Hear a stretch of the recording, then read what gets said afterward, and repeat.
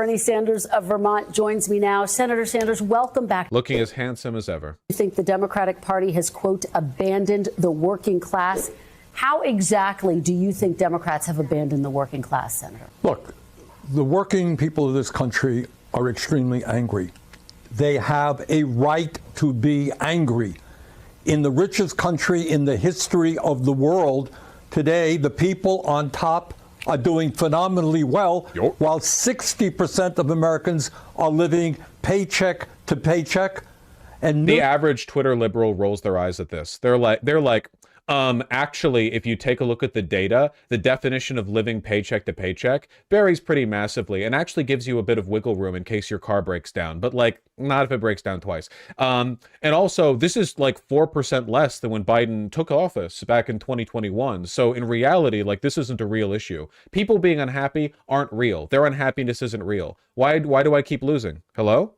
Hello? Millions of families worry that their kids are actually going to have a lower standard of living than they do. You got the top 1% owning more wealth than the bottom 90%.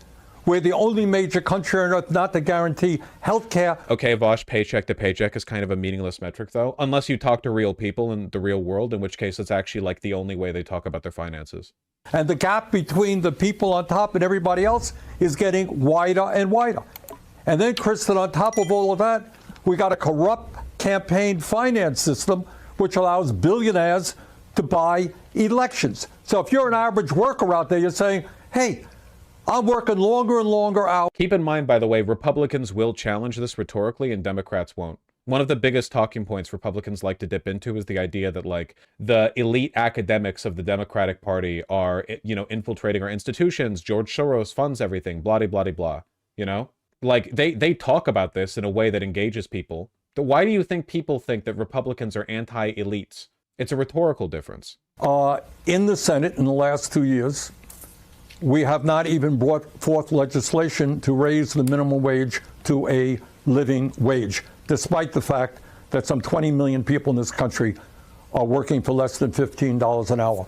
Yeah, we're in an environment where Republicans will like impeach Biden over coughing into a microphone, and they'll put forward bills like called like the Save America Act, and then if you look in the fine print, it makes rape legal. Meanwhile, Democrats were like kind of discussing a $15 an hour minimum wage floor back in 2016, and they won't even talk about it anymore. All of the stuff, like Republicans have only been getting more loud, more radical, more aggressive. Meanwhile, Democrats, they've dropped on everything. They don't make an active effort to soapbox off anything. So what if it doesn't pass? Push it anyway. Why does it have? Why does it have to win in order for it to be worthwhile for you to make a stand on it? Put it forward. Put it to the House. Stand there in the House and defend the bill. Point at Republicans and say they don't give a shit about the working class. They would rather see, you know, West Virginian Appalachians die, unable to afford their medicine and groceries and what have you, because they're too busy, like, giving more money to the wealthy. Grow a fucking spine! How much do you personally blame President Biden for this loss? President Biden, when he came into office, said that he would be the most progressive president since FDR. And I think on domestic issues, not foreign policy, on domestic issues, he has kept his word, and the agenda that he has pushed through has been an extraordinarily strong one.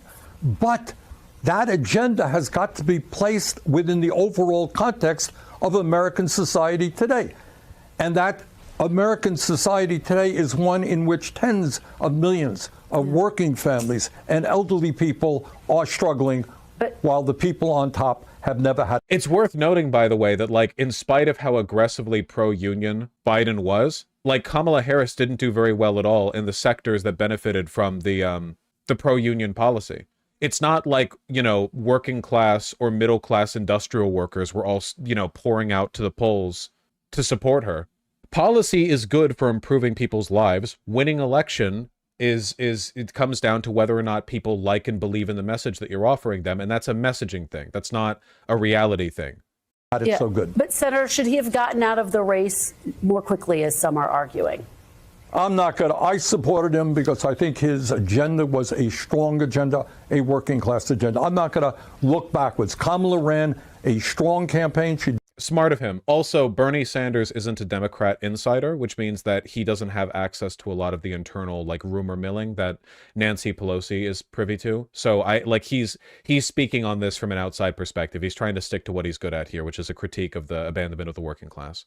Has the Democratic Party's focus on identity politics gone too far, Senator? Let me answer it this way. I think Bernie doing internal calculus on whether or not he can say the R slur on Meet the Press. The Democratic Party must continue to stand up against all forms of bigotry. And Democrats should hold their head high in saying, we led the fight for women's rights and to protect the woman's constitutional right for abortion. We led the fight for civil rights, for gay rights. That is something we should be proud of. But it's not either or, Chris, and this is the problem. You can do both. Yeah, you could say that I'm for raising the minimum wage to a living wage, guarantee health care for all people, expanding Social Security. And by the way, I also support a woman's right to control her own body. Again, just keep in mind about this man being right about everything. The fact that Medicare for all would be objectively better in every possible respect except for 2 insurance companies is, again, a fact. It is an empirical data point. It can be measured, studied, it can be evaluated, it is scientifically testable, and it has been tested. Why, then, does every Democrat not simply support the objectively best policy? Because they are told by the wealthy not to. That's it. Don't fall into the anti-Marxist, the liberal paradigm of, well, all of these Democratic congressmen, senators, political candidates, pundits, politicians, they just haven't seen the objective data. They just haven't seen it, or they don't believe it, or they just for some reason think it's better that we get worse outcomes for more money. No, they're not acting ignorantly, at least not most of them. They just know who pays for the fucking apparatus. You know? They're just lying.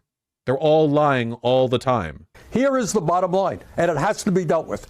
You got an economy today doing phenomenally well for the people on top.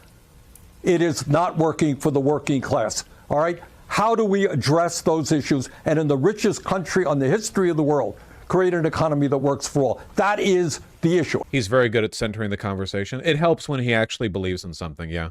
By the way, notice how even though he's been repeating the exact same talking points, basically verbatim, word for 8 years, he doesn't sound anywhere near as much of a, like, consultant class stump speecher as Kamala Harris does, where, like, Kamala Harris begins the first word of what will be 17 sentences and you're already rolling your eyes because you know that everything here is just this, like, soulless, pre-planned. Meanwhile, it comes across as authentic for him because he actually believes what he's saying. It's a critical difference, actually, believing what you're saying.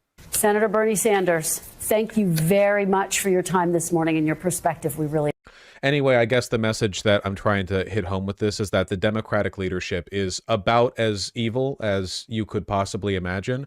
And every hyperbolic statement people on left Twitter have made about how they're evil and how they don't care if fascism takes over this country is more or less true. I just tend to agree with the other stuff they say around it, you know?